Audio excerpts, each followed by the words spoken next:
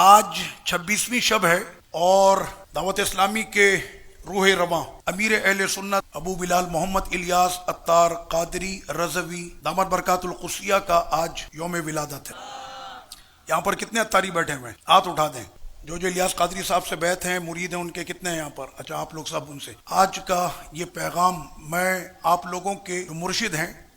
اور اہل سنت و جماعت کی ایک ایسی چمکتی ہوئی شخصیت جس کو صرف عجمی نہیں عرب بھی سلام کرتا ہے۔ میں نے عرب کے بڑے بڑے علماء اکرام سے ملاقات کی ہے تو میں نے ہر ایک کی زبان سے، چاہے وہ دربار غوث اعظم کے سجادہ نشین ہو یا وہ قبلہ فضیلت الشیخ شام کے قطب شام ڈاکٹر عبدالعزیز خطیب حسنی ہو، اور اکابر علماء اکرام سے جب وہ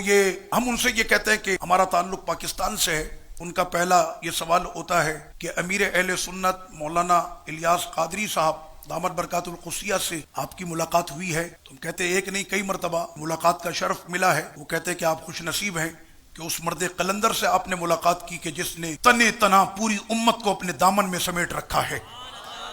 اور میں اپنی ذاتی رائے حضرت صاحب کے حوالے سے، میری اپنی ذاتی رائے کیا ہے، میں نے دنیا میں کئی ممالک کا دورہ بھی کیا اور بڑے بڑے لوگوں سے، یعنی دینی لوگوں سے ملاقات کا جو ہے مجھے شرف ملا ہے۔ میں نے ایک چیز جو دیکھی ان میں کہ ان کے قول اور فعل میں تضاد نہ رہا۔ انہوں نے جب سادگی کو اختیار کیا اور عملی طور پر جب اپنی زندگی کو اس پیرائے میں ڈھال کر انہوں نے دکھایا ہے تو آج لاکھوں نہیں کروڑوں دلوں کی دھڑکن الیاس قادری ہے۔ وجہ اس کی یہ ہے کہ قوم یہ دیکھتی ہے کہ اس نے جو کہا تھا کیا یہ اپنے کہنے پر قائم رہا۔ وہ مرد قلندر کے جس نے جو کہا تھا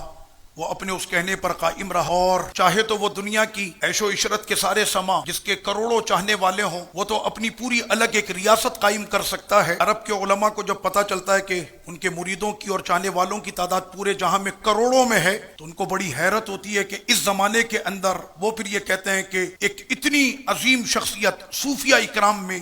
وہ مولانا الیاس قادری صاحب کی ہے، لیکن انہوں نے زمانے کی ان تمام عیش و عشرت کو ٹھکرا کر سادگی کو اختیار کیا۔ جو لباس انہوں نے اپنے جوانی سے پہنا تھا آج تک لباس ان کا وہی رہا، انداز وہی رہا۔ شہرت کے اتنے جہاں ان کے سامنے آ گئے لیکن اس بندے کی نظروں میں کوئی فرق نہ آیا۔ کل بھی آقا کی سنتوں پہ عمل کرتا تھا، آج بھی آقا علیہ الصلوۃ والسلام کی سنتوں پہ عمل کرتا ہے، اور یہ ان کی تبلیغ کی تاثیر تھی کہ آج چوروں کو،